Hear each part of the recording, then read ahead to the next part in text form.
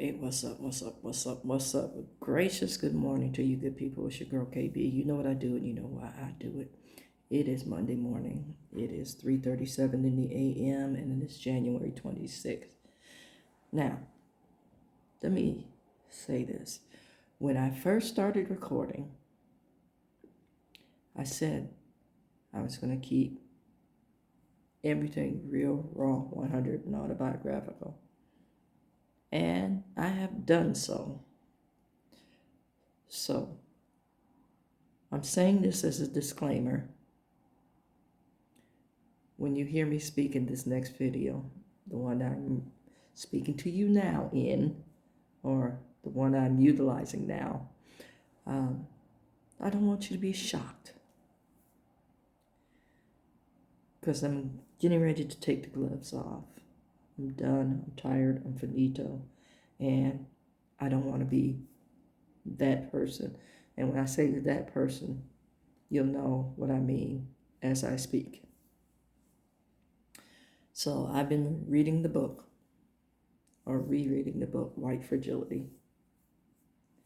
And I've had several instances where I have to deal with white fragility in calling out racist thought.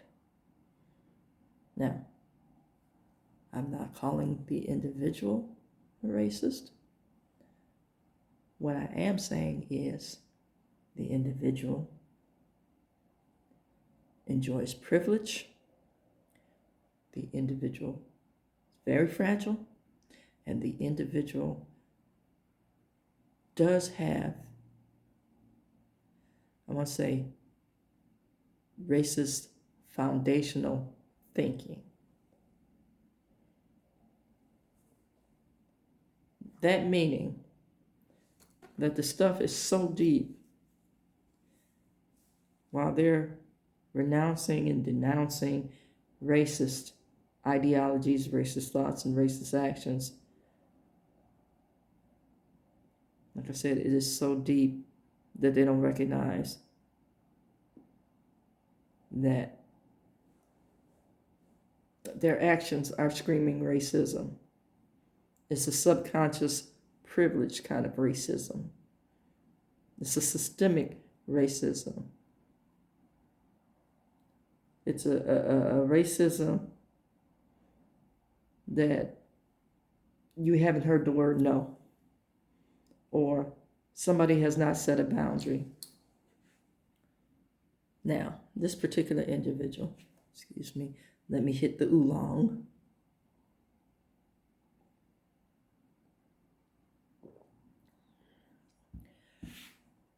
This particular individual has Southern roots, as do I, which they fail to recognize and realize. Okay? Thought number one. Now, I may not have been born and raised in the South. As a matter of fact, I'm as Yankee as they come. I was born and raised in New York. Okay? But my parents are from Virginia and Alabama, respectively. So, the same Southern roots and traditions that you're operating on, so am I. But because the world and the wind moves white and not black, you seem to think yours take precedence. It's as simple as that. Calm that out.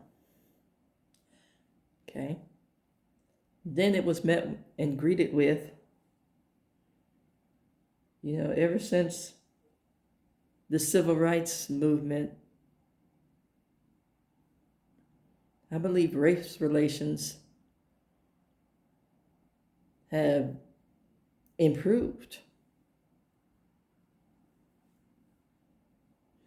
Oh, really? That's your belief? So why is it that you can't turn on a video without a Karen or a Chad? The minute they get upset, the first word out of their mouth is that N word. Why is it that the colonizing countries throw bananas on the football field at their star players? And by football, I mean soccer.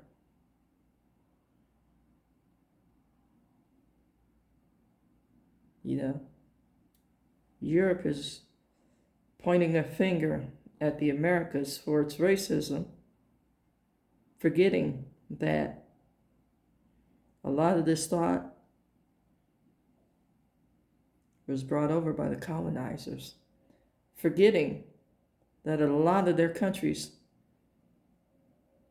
still have that what I like to call the paint chart, the caste system of color.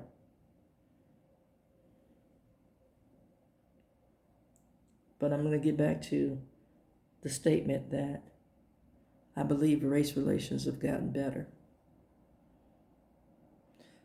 You've heard me say, and I'll stand flat-footed, and I'm standing flat-footed as I speak it now, that I don't do dysfunctional peace. No, you've gotten polite. You've gone behind closed doors, but your thought is still very entrenched in racism.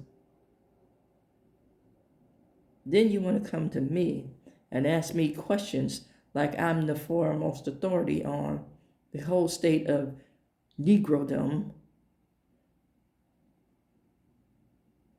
I'm your sounding board. And silly me, I provided responses thinking that you would respond or acknowledge, at least understand the positioning. Then I get questions like, did you watch Everybody Hates Chris? Boy, Good Times sure was funny. I love the Boondocks. So your racist thought does not go beyond sitcoms into real life situations. Yeah, I'm listening. And in my foolishness of thinking I was providing education, I get greeted with this form of stupidity. Then to top it all off, you jumped into my mix under the guise of helping when I did not ask for your help. When I was correcting a situation of privilege. And because I was correcting privilege and entitlement, and you saw truth and power being spoken to a white person by a black person, you decided to step in and resolve the situation. Stay with me.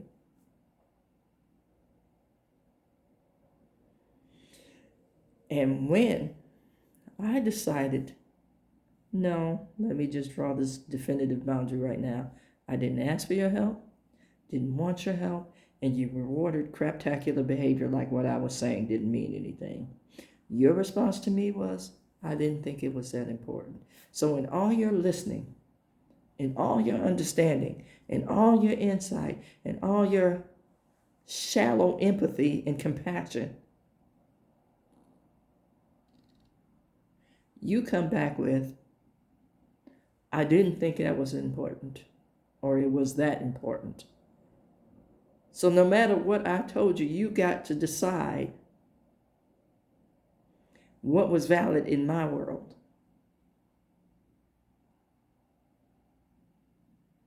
And you can't understand why I clocked you. Then you got into your feelings. Here's where the fragility comes in. Rather than, again, acknowledge what I was saying, you want to talk about your feelings. Again, never mind what you heard, why I did what I did, why I said what I said.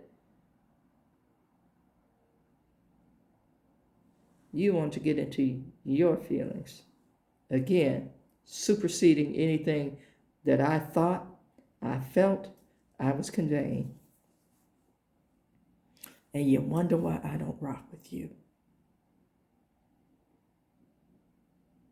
And that has been the standard of every instance of fragility that I've experienced.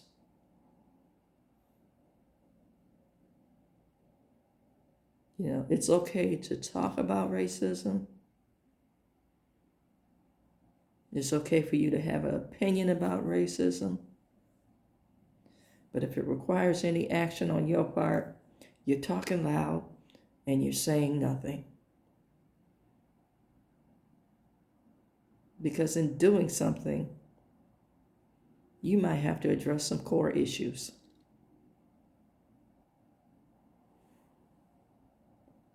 So again, I'm putting that out there to say, you know, for those folks who don't really acknowledge that it's a systemic issue or want to have mental and emotional kumbayas without having conversation,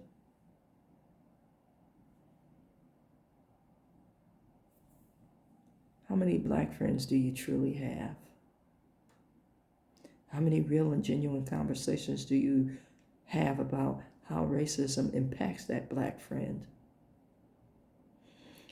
How many times have you asked the question, have I said or done anything that I need to look at? See, it's not Black people's job to educate you. The same way we have to pick up books to read and learn about our history because it has been so whitewashed. Maybe you should read the same books so you can understand when rage is the response.